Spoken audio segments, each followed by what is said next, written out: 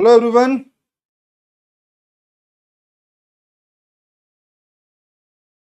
Hello everyone. Very good evening. Kindly confirm if audio video is clear.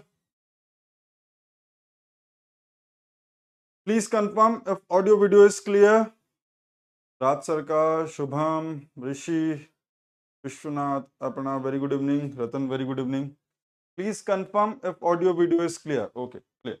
चलिए, let's start with the session.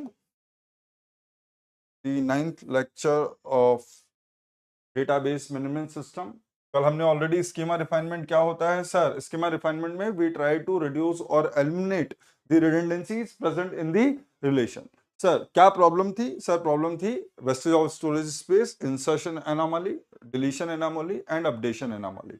How can we overcome that sir? We can overcome those anomalies by schema refinement, that is by normalization. What do we do in the normalization? Sir, we split the given relation into sub relation. ठीक है, तो ये जो problems थी ये eliminate हो जाती हैं अगर मैं रिडंडेंसी को एलिमिनेट कर देता हूं रिलेशन से. सर आज क्या देखेंगे? छोटा सा ही देखेंगे प्रॉपर्टीज ऑफ डीकंपोजिशन. तो दो टाइप की हमने बात की थी, कौन कौन सी? Dependency preserving decomposition and lossless join decomposition. तो today we will complete the first property of decomposition, that is dependency preserving decomposition. फटाफट से शुरू करते हैं, आ जाओ सर. Properties of decomposition. तो अगर मैं आपसे कुछ ऐसे बोलने की कोशिश करूं, let R, और दूसरे तरीके से समझाते हैं, दोनों रख लेते हैं. तो प्रॉपर्टीज ऑफ डीकंपोजिशन,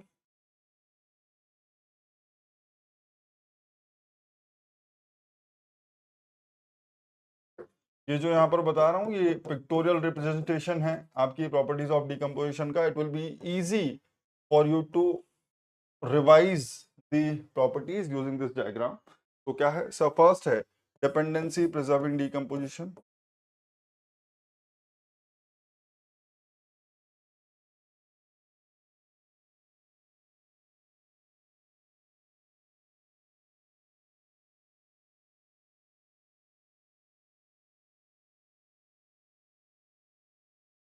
दूसरी है लॉसलेस जॉइंट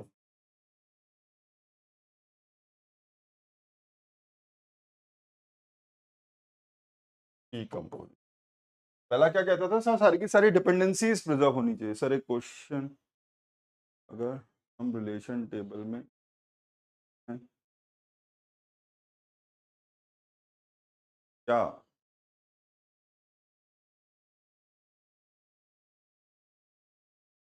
क्या करें अगर करना है तो?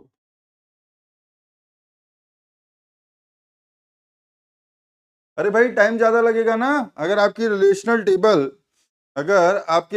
टेबल में डुप्लीकेट कॉपीज ज्यादा हैं तो टाइम ज्यादा लगेगा. मैंने कब मना किया कि नहीं हो सकता? टाइम ज्यादा लगेगा. क्या दिक्कत हो गई उसमें? क्या डाउट है इसमें? क्या प्रॉब्लम बताई थी? अपडेशन एनामोली के कारण क्या होगा सर? अपडेशन एनामोली के कारण टाइम ज्यादा लगेगा. हमने ये थोड़ी ना बोला कि ऑपरेशन परफॉर्म नहीं होगा, but wastage of time is also a problem ना.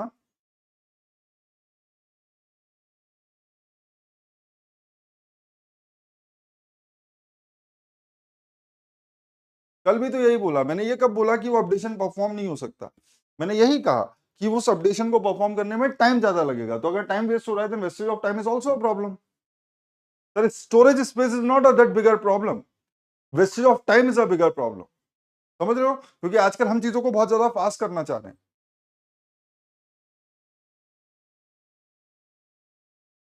I hope. कल से एक डाउट है, इसको कल से लेके चलते हैं क्या? चलो okay, let's assume let relation R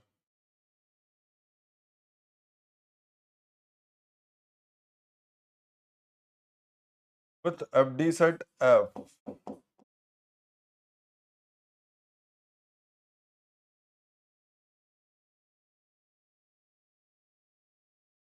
is decomposed into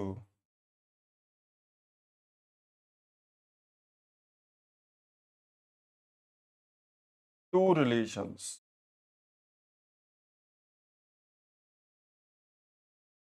R1 and R2। एक हो गया आपका रिलेशन R1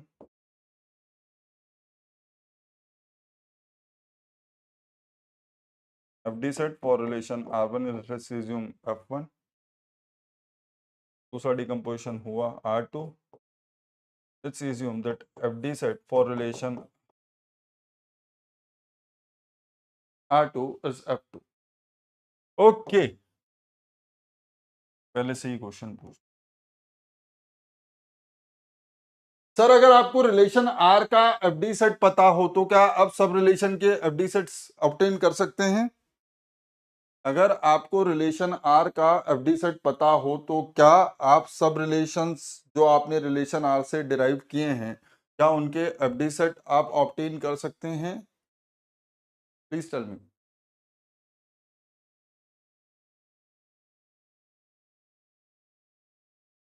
मैंने जो कुछ भी रिक्वायर्ड कॉन्सेप्ट्स हैं वो प्रीवियस क्लास में आपको एक्सप्लेन किए हुए हैं। मैंने आपसे कहा था लेट्स एज्यूम कि मेरे पास एक रिलेशन है, हम लोगों ने एग्जांपल भी किया है कि हमारे पास एक रिलेशन है RABCD। अगर मैं उसका एक सब रिलेशन बनाऊं BCD, तो क्या मैं इस BCD की FDs ऑब्टेन कर सकता हूं if F गिवन हो तो? बिल्कुल सर, ये हम ऑलरेडी कर चुके हैं कि कैसे ऑब्टेन करना है किसी भी सब रिलेशन के FD सेट। तो वो आपको ये नहीं बताएगा कि सब रिलेशन R1 का FD सेट क्या है, वो ये नहीं बताएगा कि सब रिलेशन R2 का FD सेट क्या है, वो सिर्फ ये बताएगा कि R में से कौन से एट्रीब्यूट्स लेकर के R1 बनाया गया है, R में से कौन से एट्रीब्यूट्स लेकर के R2 बनाया गया है। ठीक है,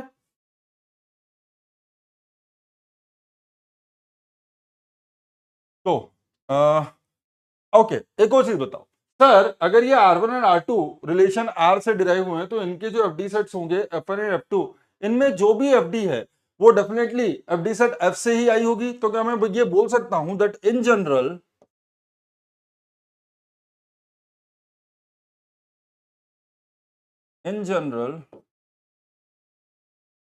the union of the FDs of FD set F1 and F2, in general union of FD set of F1 and F2 will be subset or equals to F।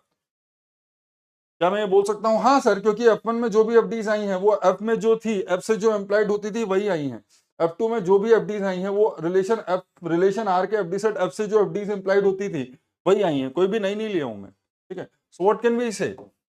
Sir यहाँ दो condition possible है। First condition है, तो sir ये subset भी हो सकता है, इक्वल भी हो सकता है। So F1 union F2 equals to F, then dependency preserving decomposition.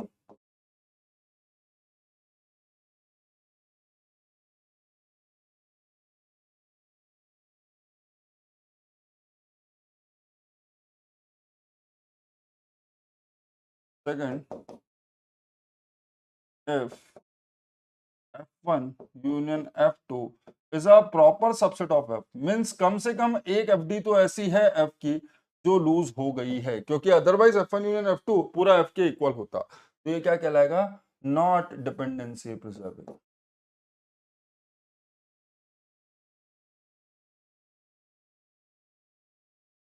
और सर कभी ये हो सकता है क्या कि F1 यूनियन F2 F का सुपरसेट हो जाए? नहीं सर, आपने कैलकुलेशन में कोई गलती की है अगर ऐसा हो रहा है तो, क्योंकि ऐसी कोई भी FD जो सेट F में प्रेजेंट नहीं थी वो F1 या F2 में आ ही नहीं सकती। ऐसी कोई भी FD जो सेट F में प्रेजेंट नहीं थी वो F1 या F2 में आ ही नहीं सकती। क्लियर? चलो, दूसरा है lossless join decomposition. Same concept है, on the similar ground. Let relation R with FD set F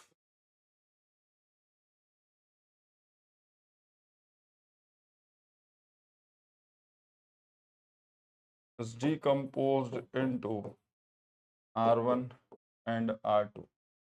क्या था? तो आपका जो R था अब वो दो में कन्वर्ट हो गया, R1 R2। हटाओ, सेम FD सेट है आपका F1 दूसरा है सेट F2। बता रहा हूँ, यहाँ पर जो बता रहा हूँ वो आपको अभी समझ में आएगा नहीं, क्योंकि हम लोगों ने नेचुरल जॉइन पढ़ा नहीं है। तो मैं अभी सिर्फ एक्सप्लेनेशन दे दे रहा हूँ, जब हम लॉसलेस जॉइन डिकम्पोजिशन के ऊपर जाएंगे तब उसके पहले उस ऑपरेशन को समझाऊंगा। तो क्या आइडिया है सर? इन जनरल जब मैं रिलेशन R1 का नेचुरल जॉइन, सर ये क्या है? This is known as natural join, और यही आपको भी आता नहीं है, तो समझेंगे फिर आगे बढ़ेंगे। इन जनरल अगर आप रिलेशन R1 के टपल्स एंड रिलेशन R2 के टपल्स का जब नेचुरल जॉइन परफॉर्म करोगे, then it will be superset और equals to R। Then it will be superset और इक्वल्स टू R। सर यहाँ पर सबसेट होता है, याद रखिएगा, जब F1 यूनियन F2 परफॉर्म करता हूं तो ओरिजिनल एफडी सेट का सबसेट होता है। लेकिन जब मैं रिलेशन R1 के और रिलेशन R2 के टपल्स को ज्वाइन करने की कोशिश करता हूं, तो हो सकता है ऐसा कोई टपल आ जाए जो ओरिजिनल रिलेशन R में नहीं था। ऑब्वियसली हमेशा वो टपल जो R1 और R2 के मेंबर थे वो तो गारंटीड है कि आएंगे ही आएंगे, कुछ एक्स्ट्रा और आ सकते हैं। ठीक है, तो मैंने कल भी बोला था सर, अगर एक्स्ट्रा इन्फॉर्मेशन आ रही है तो वो भी गलत है, अगर एक्स्ट्रा इन्फॉर्मेशन आ रही है तो वो भी गलत है। ठीक है, सो व्हाट कैन वी से again, if natural join of R1 and R2 is equals to R, then lossless joint decomposition.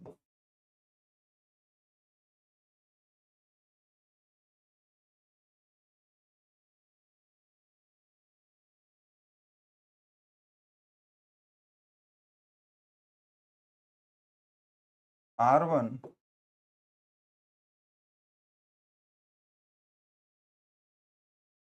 natural join with R2 is a proper superset of R, then lossy join decomposition.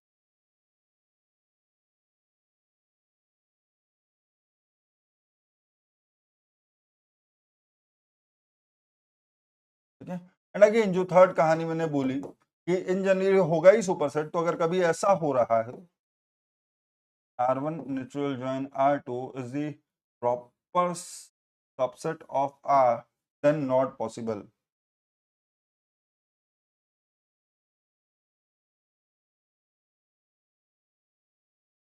Is not possible. ये वाली situation कभी arrive हो ही नहीं पाएगी कि R1 and R2 का natural join R का proper subset आ जाए। ठीक है सर, एनीवे तो ये समझ में आ गया कि अगर मैं R को दो सबसेट, दो रिलेशन R1 और R2 में डिवाइड करूं, उसके बाद अगर उनके एफडी सेट F1 और F2 का यूनियन ले लूं, तो अगर आपका F1 यूनियन F2 आपके FD set, original FD set F के इक्वल हो, तो मैं बोलूंगा कि डिपेंडेंसी प्रिजर्विंग डीकंपोजिशन है। अगर प्रॉपर सबसेट हो, इसका मतलब F की कोई भी एक एफडी कोई भी एक एफडी मिस हो रही हो, एक या एक से ज्यादा एफडी मिस हो रही हो इन F1 यूनियन F2, तो मैं बोल सकता हूं कि वो not dependency preserving because we lost some of the dependencies. Third case is not possible, same with lossless join decomposition, कि अगर मैं R1 के टपल्स और R2 के टपल्स को ज्वाइन करता हूं और अगर मुझे रिलेशन R के सारे एग्जैक्ट सेम टपल मिल जाते हैं, then lossless join decomposition. Relation R के टपल्स के अलावा अगर एक भी एक्स्ट्रा टपल मिलता है, then it is lossy join decomposition. Third case कि आपके ज्वाइन करने के बाद जो टपल मिल रहे हैं उनमें ओरिजिनल रिलेशन R का ही कोई टपल मिस हो जाए, then it is not possible, it will never happen.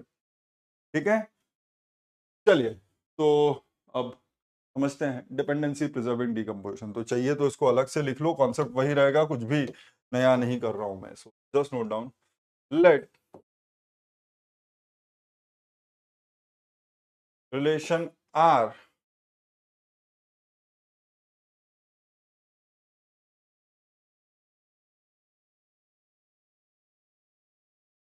with FD set F is decomposed into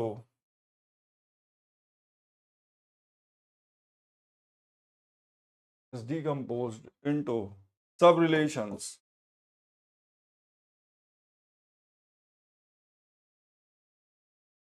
R1, R2, R3 up to any number, let's assume Rm is decomposed into R1, R2, R3 up to Rm with FD sets with FD sets F1, F2, F3 up to Fm respectively.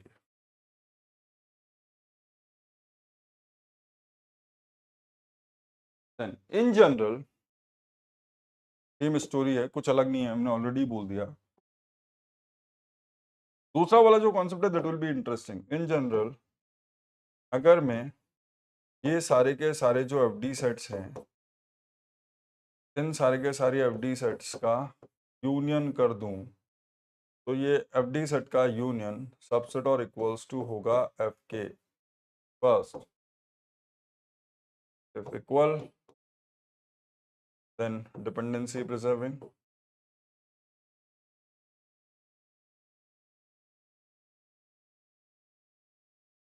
if proper subset,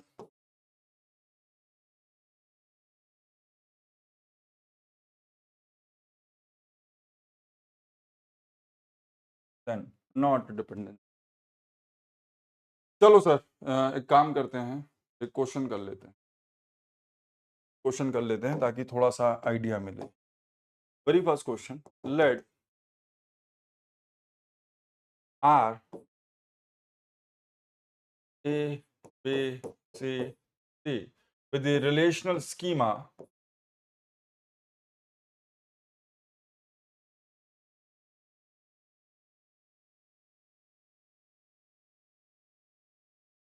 with FD set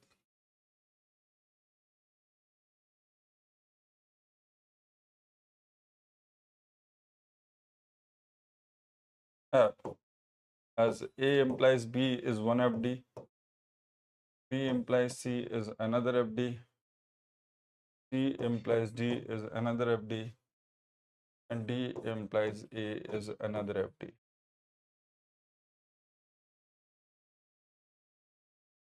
Now, if relation R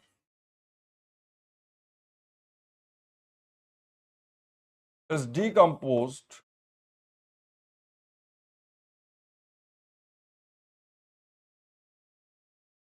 into three subrelations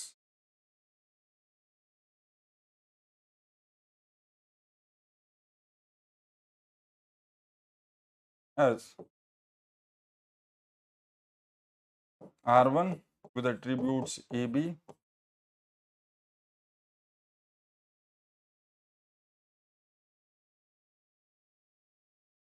R2 with attributes BC, and R3 with attributes CD. Then check whether this decomposition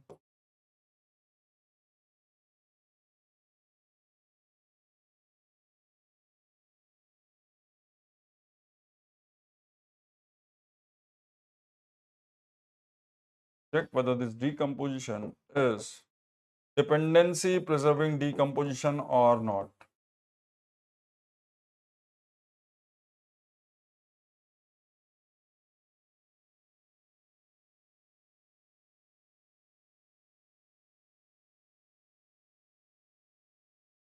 पहला question है, जितने भी basic concept इस question को solve करने के लिए चाहिए हैं वो मैं आपको सारे के सारे एक्सप्लेन कर चुका हूं। I will give you 2 minutes of time to try by yourself. देखते हैं आप लोग कर सकते हैं या नहीं, है ना।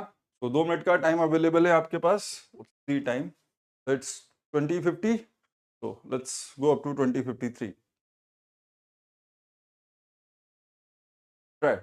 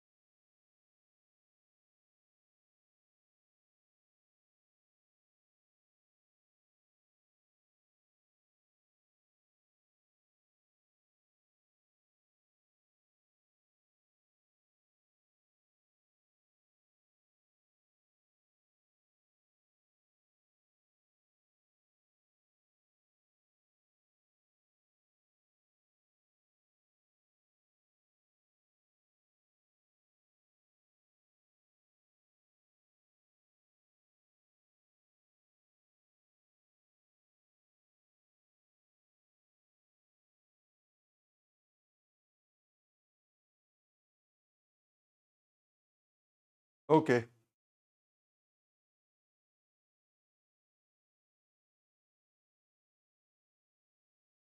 ग्रेट, चलिए देखते हैं। सर मेरे पास रिलेशन आर था with attributes A B C D, और उसका जो एफडी सेट था उसके अंदर एफडीज थी A implies B, B implies C, C implies D and D implies. मैंने इसको तीन सब रिलेशंस में डिवाइड किया। फर्स्ट इज आर वन, जिसमें सिर्फ दो एट्रीब्यूट्स हैं। सेकंड इज आर टू, इसमें जो एट्रीब्यूट्स हैं those are B C. Third is R three, में जो एट्रीब्यूट्स हैं वो हैं C and D. Now the very first question is कि सर ये जो सब रिलेशंस हैं यहाँ तक तो ठीक है, लेकिन जो सबसे पहली चीज पता करनी है वो ये कि ये जो इंडिविजुअल सब रिलेशंस हैं इनके एफडी सेट्स क्या होंगे, है ना। तो कैसे पता करें कि सब रिलेशंस के एफडी सेट क्या होंगे? तो मैंने ऑलरेडी आपको कॉन्सेप्ट सिखाया हुआ है कि सर यहाँ पर आप ए का क्लोजर निकाल लीजिए विद रिस्पेक्ट टू एफ। ओ, इसके जितने भी प्रॉपर सबसेट्स हैं उन सबका क्लोजर निकाल लीजिए। इसके जितने भी प्रॉपर सबसेट्स हैं उन सबका क्लोजर निकाल लीजिए। तो इसके प्रॉपर सबसेट में एक ए है और एक बी है, तो एक ए क्लोजर निकाल लीजिए विद रिस्पेक्ट टू एफ, और एक बी क्लोजर निकाल लीजिए विद रिस्पेक्ट टू एफ। थोड़ा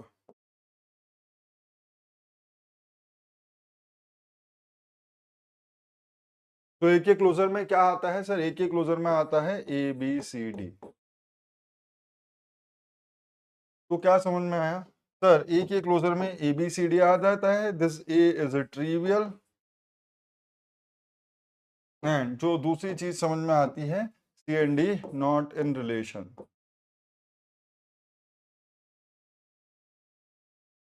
देयरफॉर यहां से क्या मिला सर? एक एफडी मिली, ए इम्प्लाइज बी। ठीक है सर। दूसरा मैंने निकाला बी क्लोजर। बी क्लोजर में क्या आएगा सर? बी क्लोजर में बी आएगा, सी आएगा, सी से डी आएगा, डी से ए आएगा।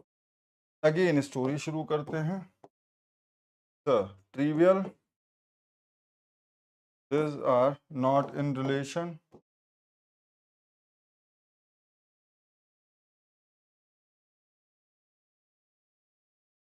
तो यहां से जो एफडी मिली वो मिली बी इम्प्लाइज ए।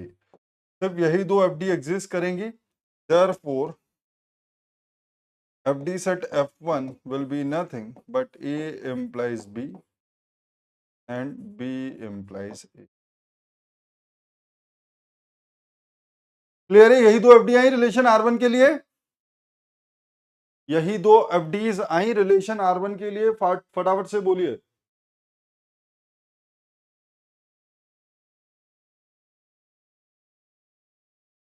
हाँ या ना? और कुछ तो नहीं निकाल दिए हो? यस, नेक्स्ट चलते हैं सर। यहाँ पर निकालो बी एंड सी। तो बी एंड सी के प्रॉपर सबसेट्स हैं B closure, B and C. तो बी एंड सी का क्लोजर निकालो with respect to F. This will be B C D A. यहाँ क्या समझ में आता है सर? ये गया ट्रीवेल में, A and D are not in the relation. यहाँ से एफ डी मिली, B implies C. What will be C closure with respect to F? C से सी डी ए सी। यहाँ से क्या पता चला? तो C is a trivial, A and D are not in the relation, therefore यहाँ से मिला सी इम्प्लाइज बी। इसलिए आपके रिलेशन R2 का जो FT सेट F2 है वो हो गया B implies C and C implies B। Third पे CD के लिए C का क्लोजर निकालेंगे एंड D का क्लोजर निकालेंगे।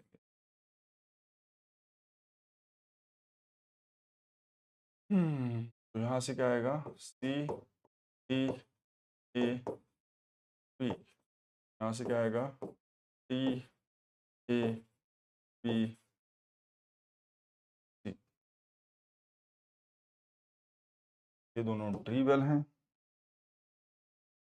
सी डी के रिस्पेक्ट में ए एंड बी नहीं है, यहाँ पर ये नहीं है, एफ डी आ गई सी इम्प्लाइज डी, यहाँ पर एफ डी आ गई डी इम्प्लाइज सी। तो F3 हो गया C implies D and D implies. I hope यहां तक सब लोग पहुंच गए हैं।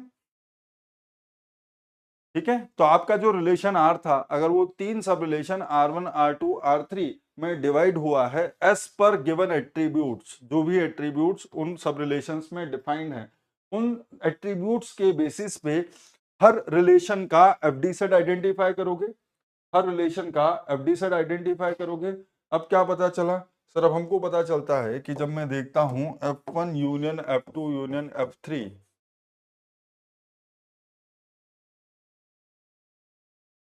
Will be equals to, sir क्या क्या आया है, ए टू बी आया है, बी टू ए आया है, बी टू सी आया है, सी टू बी आया है, सी टू डी आया है एंड डी टू आया है। चलिए, now we need to check, next thing is we need to check the relationship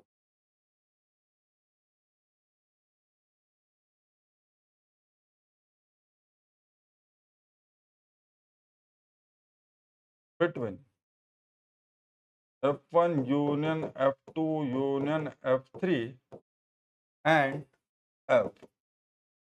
okay, एक कंडीशन कभी चेक करने की जरूरत नहीं है, कौन सी sir, we already no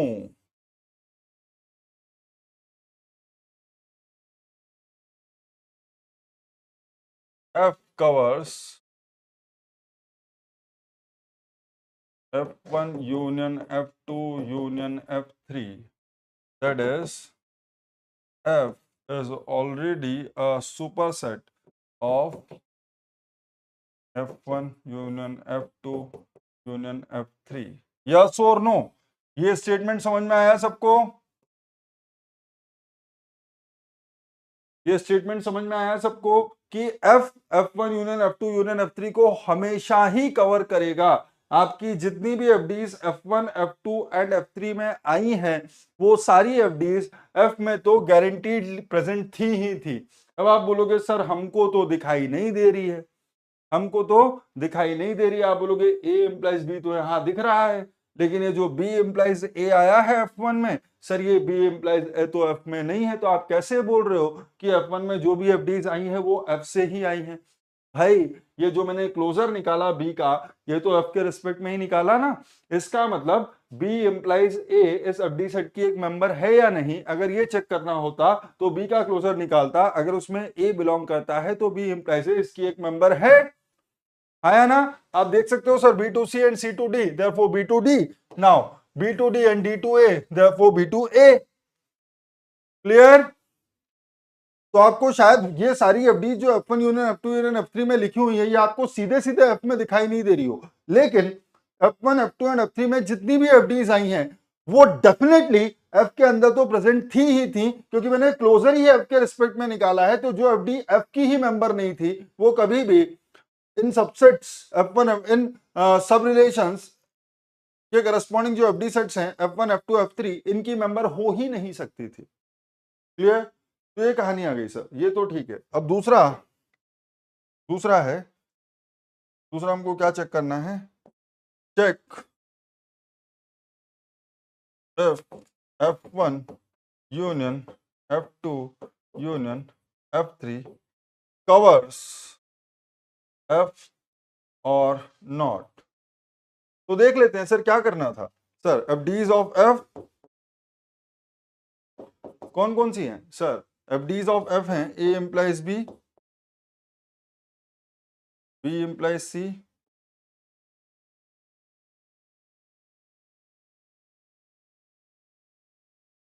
C implies D and D implies A। Please आप देख सकते हो sir, this belongs to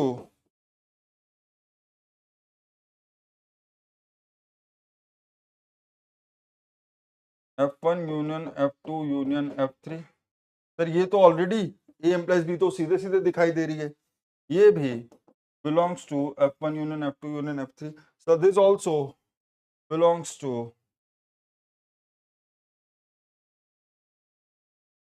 F1 union F2 union F3। लेकिन ये जो D implies है यहाँ सीधे सीधे दिखाई नहीं दे रही, ये जो D implies है ये यहाँ सीधे सीधे दिखाई नहीं दे रही। तो अब हम क्या करेंगे सर, अगर FD ऑफ F को ये चेक करना है कि F1 union F2 union F3 है या नहीं, सो जो FD आप चेक कर रहे हो उसका जो LHS है D, उसका क्लोजर निकालोगे with respect to F1 union F2 union F3। तो हमने क्या देखा sir, D closure with respect to F1 union F2 union F3 will be what? Sir D closure will be, यहाँ देखो सर D से क्या मिलता है, C मिलता है, D से D तो मिलेगा ही, D से C मिलता है, फिर C से B मिल जाता है, ठीक है, फिर B से A मिल जाता है। गुड, हमको क्या समझ में आया sir, A belongs to D closure, A belongs to D closure with respect to F1 union F2 union F3। Therefore, D implies A is a member of F1 union F2 union F3। तो हमको क्या समझ में आया, यहां से पता चला that F1 union F2 union F3 covers F।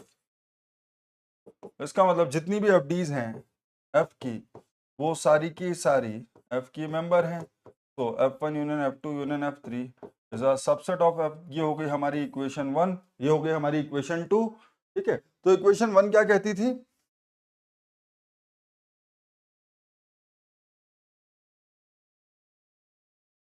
Equation 1 कहती थी F, उल्टा लिख दिया क्या मैंने, हाँ, कवर करता है F को।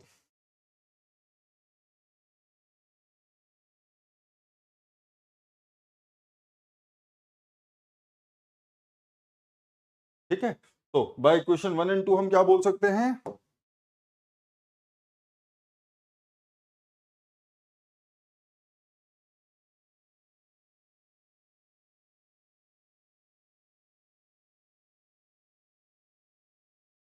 और अगर ये दोनों इक्वल हैं, देयरफॉर डीकंपोजिशन इज,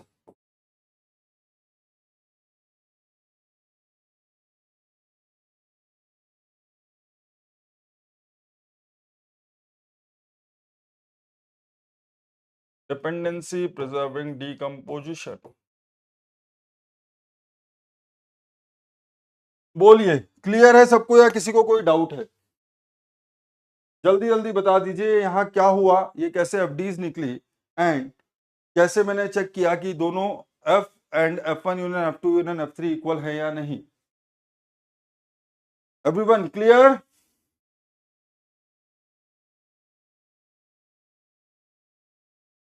चलिए एक खुद से ट्राई कर लीजिए, समझ में आ जाएगा। इसका आंसर सबसे चाहिए यार, है ना। मैं इंडिविजुअल लेवल पे क्वेश्चंस पूछूंगा, वो बताइएगा। तो let capital R with 4 attributes A, B, C, D with the relational schema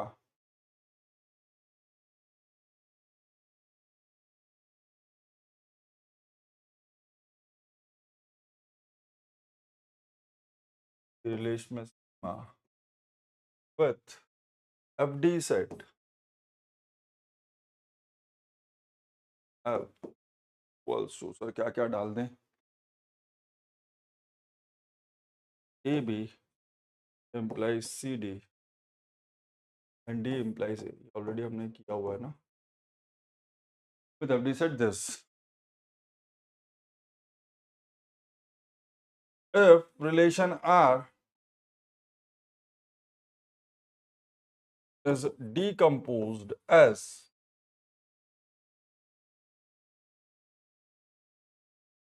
what is the decomposition, relation R is decomposed as मैंने दो सब रिलेशन बनाए, एक बनाया R1 जिसके अंदर डाला एट्रीब्यूट्स बी सी डी को, एक बनाया R2 जिसके अंदर डाला ए एंड डी को।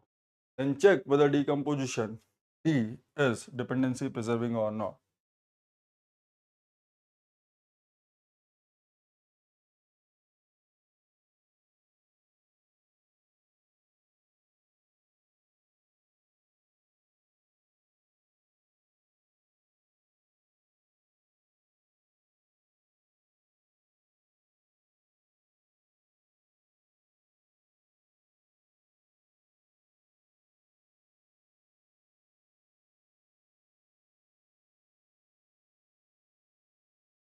फटाफट विदाउट वेस्टिंग टाइम कर दीजिए।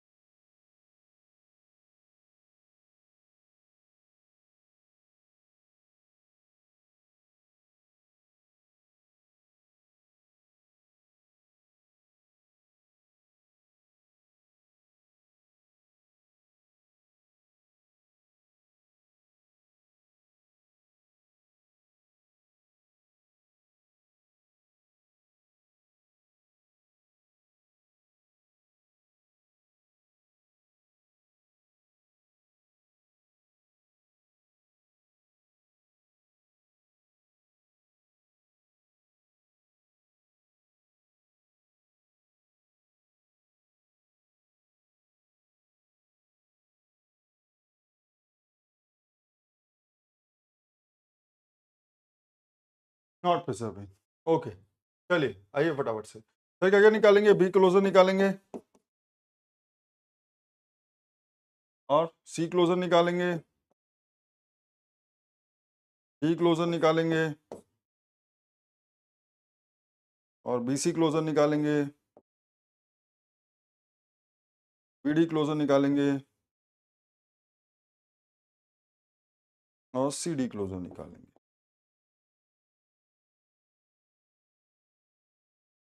B closure B, C closure C, D closure D A, B C closure will be B C. कुछ और आएगा क्या? नहीं sir. B D closure B D, B से ए मिला, ए बी से सी मिला और लास्ट क्या है, C D closure, C D closure will be C D. ठीक है, इसमें क्या क्या उड़ गया? तो यहाँ तो ये पूरा ही खत्म हो गया, पूरा ही खत्म हो गया, यहाँ से डी खत्म हो गया, यहाँ से बी खत्म, बी सी खत्म हो गया, यहाँ से बी डी खत्म हो गया, यहाँ से सी डी खत्म हो गया। और बताता हूँ सर, इसके अंदर ए रिलेशन में नहीं है, इसके अंदर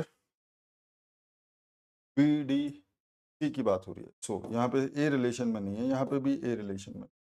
तो जो एफ डी आई यूजफुल एफ डी से यही मिल रही है क्या sir, B D implies C. This is a B D, this is the only F D जो आपकी प्रेजेंट है रिलेशन सब रिलेशन R1 में। यहाँ देख लो सर, यहाँ तो सिर्फ 2 ही क्लोजर निकालने हैं। कौन कौन से सर? एक निकलेगा A closure with respect to F, एक निकलेगा D closure with respect to F। तो यहाँ क्या आएगा सर? ये तो सिर्फ A ही आएगा। यहाँ क्या आएगा सर? यहाँ से एक तो ये D आएगा और D से A मिल जाएगा। बहुत बढ़िया सर। क्या हुआ सर? ये ट्रिवियल था, ये भी ट्रिवियल था। यहाँ से जो यूजफुल एफडी निकल के आई वो थी D इम्प्लाइज A, है ना। सो दोनों एफडी आ गई। What is F1 union F2? Sir F1 union F2 is BD implies C and D implies A। Sir first statement क्या है?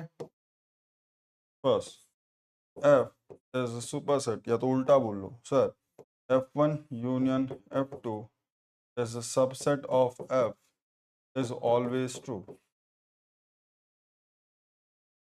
ये तो कभी गलत हो ही नहीं सकता। दूसरा, check F is a subset of F1 union F2। तो क्या करोगे सर? FD ऑफ F कौन सी? सर पहली उठाई AB इम्प्लाइज CD। सीधे सीधे दिखाई दे रही है क्या सर? नहीं दिखाई दे रही। तो इसके लिए हमने क्या किया? तो इसके लिए हम गए और हमने बोला AB closure with respect to F1 union F2 is what? Sir, AB closure with respect to F1 union F2 will be what? Sir, AB closure with respect to F1 union F2 will be AB only। आया ना?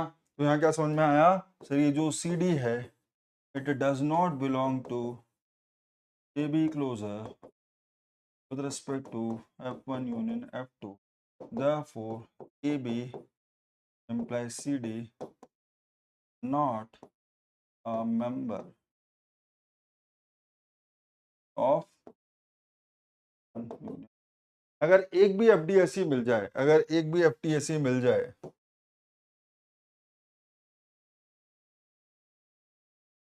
कहाँ जाए sir? एक भी FD ऐसी मिल जाए such that it is not a member, therefore can I say that F is not a subset of F1 union F2। F is not a subset of F1 union। Clear? तो अगर नहीं है, that is F1 union F2 is not equals to F, not equals to F, hence not dependency preserving decomposition।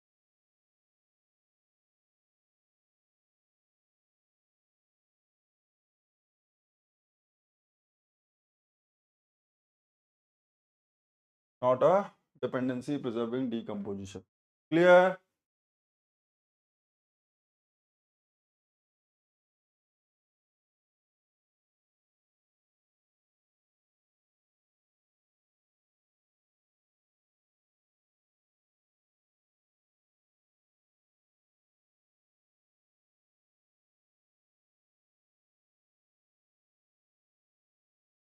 Clear है everyone? फटाफट से बोलिए।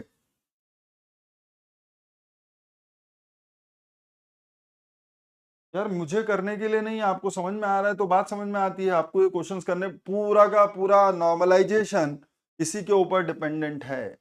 आपका normalisation correct है या नहीं? आपने जो डिकम्पोजिशन किया है, अगर वो डिकम्पोजिशन ही गलत है तो आपने जो नॉर्मलाइज करने की कोशिश की है रिलेशन को, वो नॉर्मलाइजेशन गलत है। चलिए सर, अगला देखते हैं सर।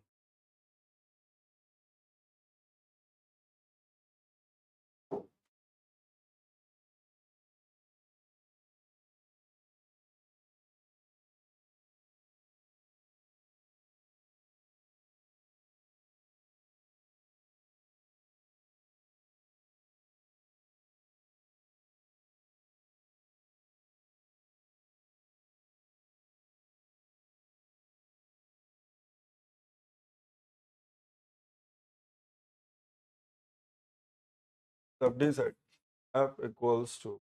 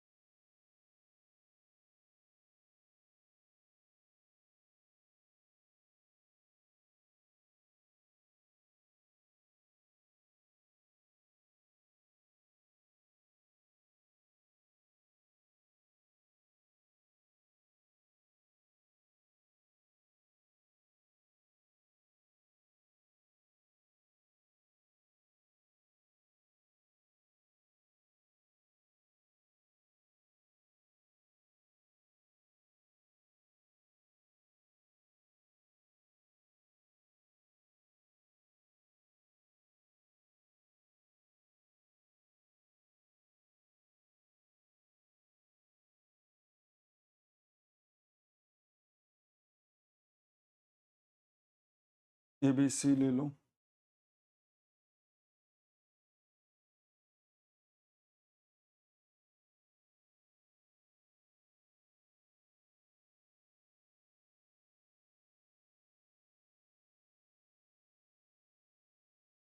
ले लो।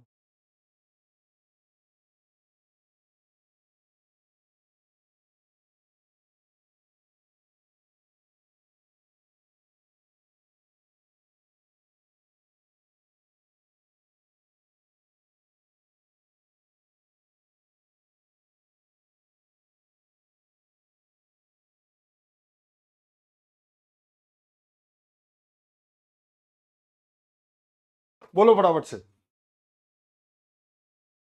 दो डिफरेंट डिकम्पोजिशन लिखे हैं मैंने गिवन रिलेशन के, उनमें से कौन सा डिपेंडेंसी प्रिजर्विंग है?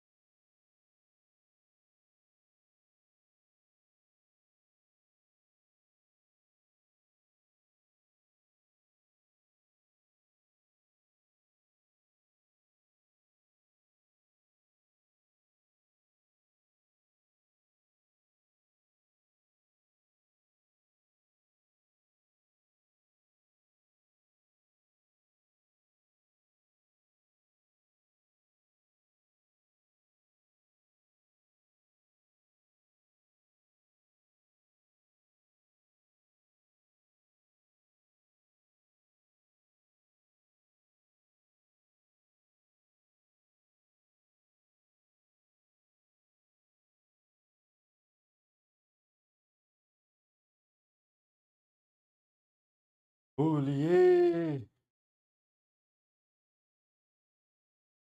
चलो, what are the FDs of set R relation R1? अब सीधे लिखना सीखो। सर एक चीज तो पता है, इसमें एबीसी है, तो ये जो तीन एफडी है ना, कौन सी? A B implies C, B C implies A, और ए सी इम्प्लाइज बी। ये तीनों तो इसमें आ ही जाएंगी। थोड़ा डिफरेंटली सोचते हैं ना, इंटेलिजेंट बनते हैं। तो अगर तीन एट्रीब्यूट है एबीसी, तो एबी का क्लोजर कभी भी निकालूंगा तो यहाँ से सी आएगा, बीसी का क्लोजर कभी भी निकालूंगा तो यहाँ से ए आएगा, एसी का क्लोजर कभी भी निकालूंगा तो यहाँ से बी आएगा। तो एक चीज जान लो, आपके जितने एट्रीब्यूट्स एक रिलेशन में हैं, उनके सिर्फ और सिर्फ उनसे रिलेटेड जो एफडीज हैं वो तो डेफिनेटली उस रिलेशन में प्रिजर्व होंगी ही होंगी। ठीक है, ऐसी एफडी जो सिर्फ एबीसी में से ही कुछ ना कुछ एट्रीब्यूट्स का यूज करती हैं, वो गारंटीड है कि इस रिलेशन R1 एबीसी में प्रिजर्व्ड है। ठीक है, तो सर ये खत्म हो गई, ये खत्म हो गई, ये खत्म हो गई। अब बात करते हैं बीडी की। सपोर्टिंग भूल जाते हैं, क्योंकि किसी भी रिलेशन में बी एंड डी साथ में नहीं है।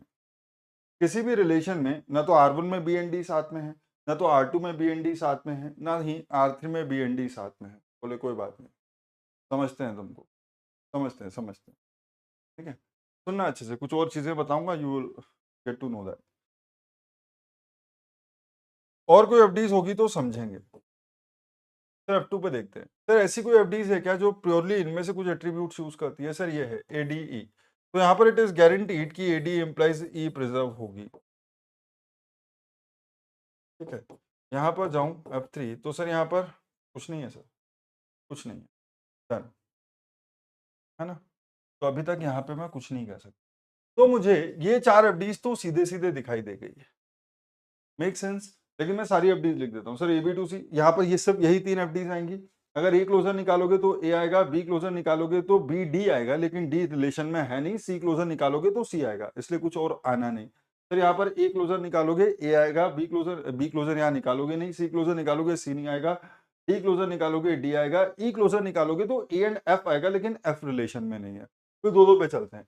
सर जब एसी क्लोजर निकालोगे तो यहाँ पर और भी बहुत सारी एफडीज आएंगी, सुनना। सर एसी के क्लोजर में सब कुछ आ जाएगा। तो यहाँ पर जो यूजफुल है वो सिर्फ डी एंड ई है। एसी से डी निकल सकता है। यहाँ पर देखो एसी का क्लोजर, सर एसी से बी आ जाता है, बी से डी आ जाता है, एडी से ई आ जाता है, ई से एफ आ जाता है। तो एसी का क्लोजर सब कुछ डिटरमाइन करता है। तो एसी से डी एक आ जाएगी। Sir AD to E already लिख चुका हूं। ए ई टू क्या आएगा? Sir A E to F आएगा, लेकिन एफ रिलेशन में है नहीं। अब तीनों पे चलते हैं। सर अगर मैं एसीडी के लिए लिखूंगा, के लिए लिखूंगा तो ई आ जाएगा, लेकिन इसका कोई मतलब नहीं है सर, इसका कोई मतलब नहीं है, क्योंकि ये रिडंडेंट है। as long as it is present it is redundant, but anyway लिख डालो। सर एसीडी से ई आएगा, एसीई से डी आएगा, और कुछ एसीडी, एसीई, एडीई से एफ आएगा, लेकिन वो है नहीं रिलेशन, और सीडीई से भी कुछ नहीं आएगा। So this are the FDs actual में, this are the FDs in reality. F3 की बात करो, सर F3 में A closure will be, sir F3 में सिर्फ एक ही एफडी आएगी, F3 में सिर्फ एक ही एफडी आएगी, AD implies F. You guys can check. Sir, A closer will be A, D closer will be D, F closer will be F, AD closer will be ADEF. So AD to F. ठीक है, AF closer will be AF, DF closer will be DF. That's it. So ये हैं 3 FD set, F1, F2, F3. Yes or no? ये हैं 3 FD set, F1, F2, F3. बोलिए हाँ या ना? यही आए या कुछ और आ गया है? अगर किसी और को कोई और एफडी मिली हो तो प्लीज मुझे बता दो। अगर किसी को कोई एक्स्ट्रा एफडी मिली हो तो प्लीज बता दो। This are the FD sets of individual relation, yes और नो? फटाफट से बोलो।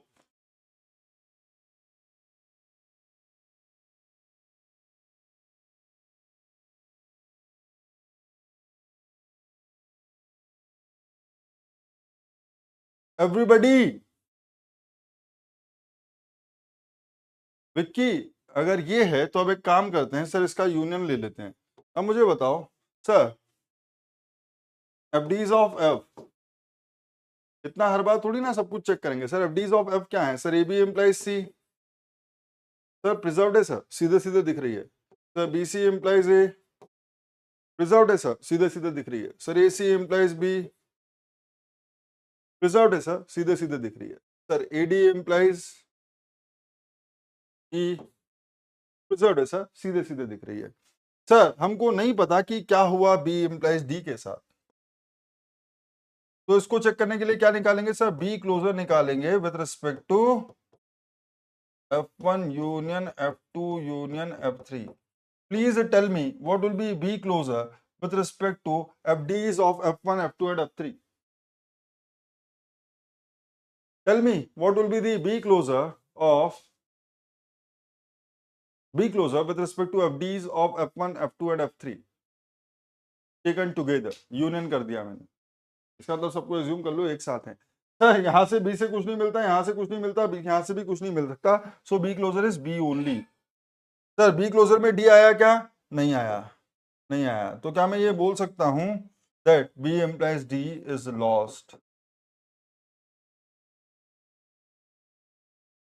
गई सर ये। After this decomposition B implies D is not present, therefore B implies D is lost. अगला देखो सर, एक तो ये भी गई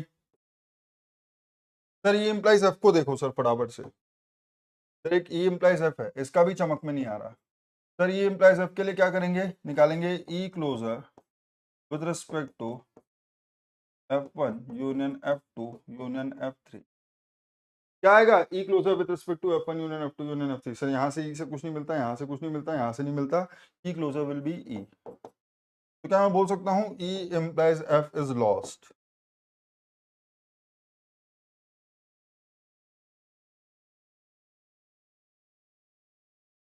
If any of the FD is lost, therefore not dependency preserving decomposition.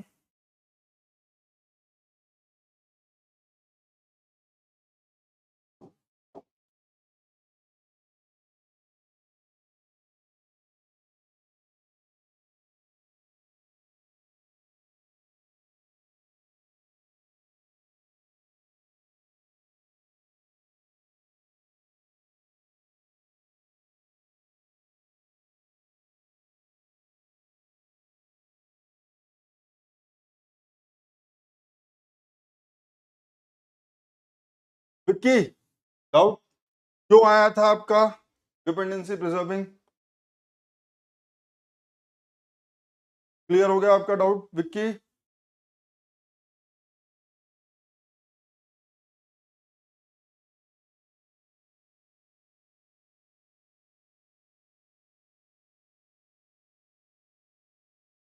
बोलिए बोलिए बोलिए, डाउट क्लियर है? चलो सर यहाँ आ जाओ फटाफट से, यहाँ आ जाओ फटाफट से।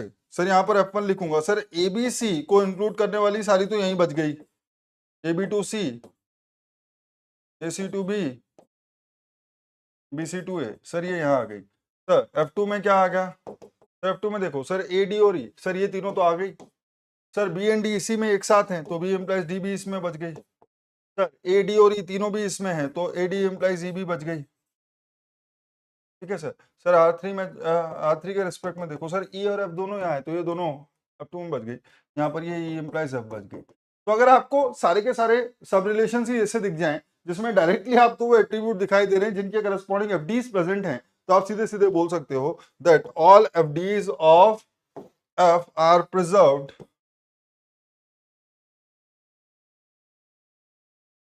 all FDs of F are implied by F1, F2 and F3 के union. Therefore, F is equals to F1 union F2 union F3. Hence, D2 is dependency preserving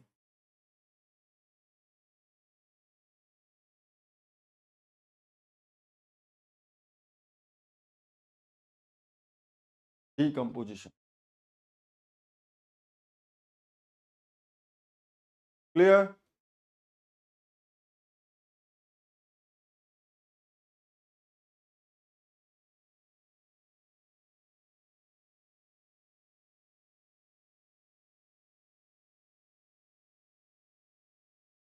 बोलो फटाफट से। ये शॉर्ट ट्रिक जो बता रहा हूं कि भाई जो एफडी सीधे सीधे उन एट्रीब्यूट से एसोसिएटेड है जिसके सारे के आई मीन किसी एफडी के सारे सारे एट्रीब्यूट अगर एक रिलेशन में है तो वो एफडी उस रिलेशन में डायरेक्टली प्रेजेंट है, क्लोजर निकालने की जरूरत भी नहीं है। क्लियर है?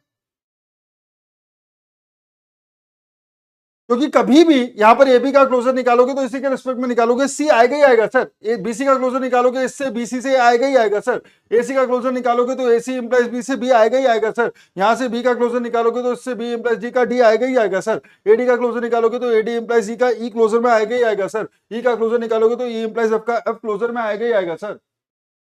मतलब सारे क्लोजर निकालने की जरूरत नहीं है। हाँ, सारे क्लोजर निकालने की जरूरत नहीं है अगर थोड़ा सा इंटेलिजेंटली सोचोगे तो। जो आपको दिखाई दे रही है उनको आप सीधे सीधे लिख डालो, जो नहीं बचा पा रहे हो उनके लिए चेक कर लो कि वो। अब समझो कितना अच्छा है। देखो पिछले वाले में बताऊं सर, मुझे बी इंप्लाइज डी का समझ में नहीं आ रहा, क्या मुझे बी का क्लोजर यहां पर निकाल के देखने की जरूरत भी है? क्या यहां पर निकाल के देखने की जरूरत भी है? यहां निकाल लेता बी का क्लोजर, कुछ नहीं आता। तो जब यहीं से बी से सर अगर बी से एक्स ही नहीं मिलता, अगर मैं बी से एक्स, अगर बी से डी सीधे सीधे नहीं मिल रही है, लेट्स अज्यूम कि एक्स से डी कहीं भी मिल भी रहा हो, लेकिन अगर बी से, सुनो हटो क्या कर दिया ये सर, मान लो कि एक्स से डी मिल भी रहा हो किसी और एफडी सेट में, लेकिन अगर बी से एक्स ही ना मिलता हो तो इस एक्स इंप्लाइज डी का क्या फायदा, तो इस एक्स इंप्लाइज डी का क्या फायदा। तो सबसे पहले ये देखो कि बी क्या डिटरमाइन कर सकता है, सबसे पहले ये देखो कि बी क्या डिटरमाइन कर सकता है। तो यहां पर ना इसमें भी था ना इसमें भी था, सिर्फ इसमें भी था, यहाँ का बी क्लोजर निकालता तो पता चल जाता कि अरे बी के क्लोजर से तो कुछ नहीं मिलता, इसका मतलब throughout the relation B closure सिर्फ बी ही आएगा, इसका मतलब B implies D is guaranteed to be lost. समझे बात को, समझे या नहीं।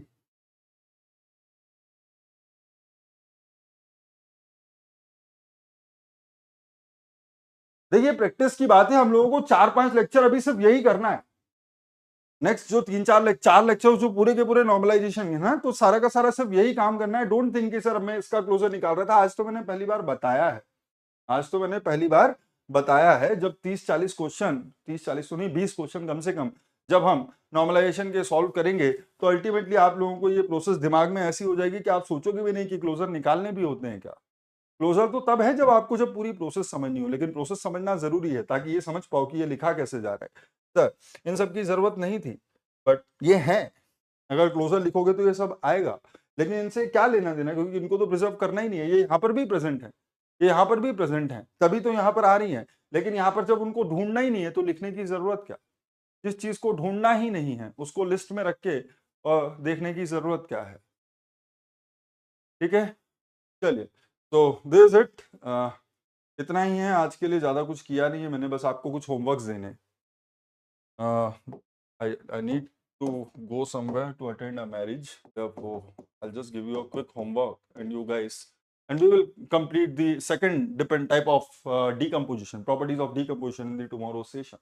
तो उसके लिए मैं आपसे कुछ चाहता हूँ कि आप लोग कुछ पढ़ें, क्या है सर,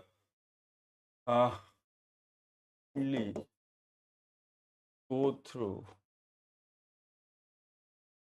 अगर करके आओगे तो ज्यादा अच्छे से समझ में आएगा। The following relational algebra operation,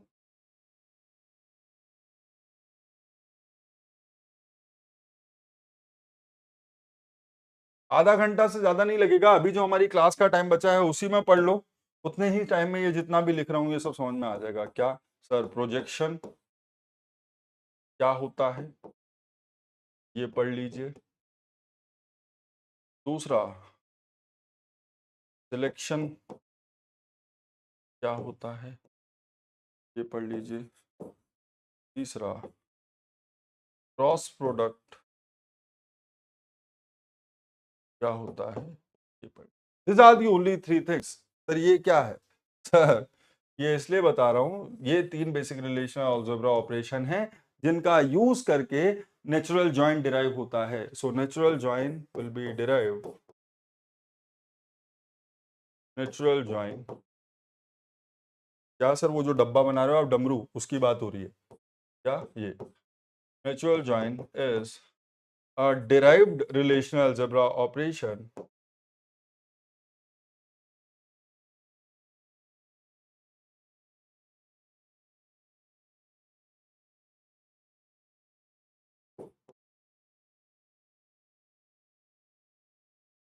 is derived using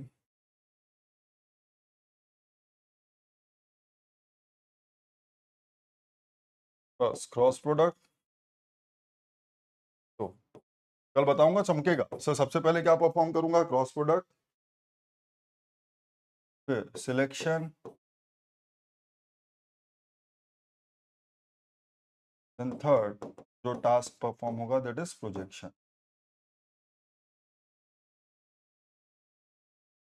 तो इस ऑर्डर में पढ़ना मत, चमकेगा नहीं। प्रोजेक्शन अलग पढ़ना, सिलेक्शन अलग पढ़ना, क्रॉस प्रोडक्ट अलग पढ़ना। प्रोजेक्शन अलग पढ़ना, सिलेक्शन अलग पढ़ना, क्रॉस प्रोडक्ट अलग पढ़ना। तीनों बहुत आसान है, 5-5 मिनट की डेफिनेशन है, उससे ज्यादा कुछ नहीं। 5 मिनट में एग्जाम्पल के साथ डेफिनेशन देखने को मिल जाएगा। हाँ आज खत्म, सॉरी।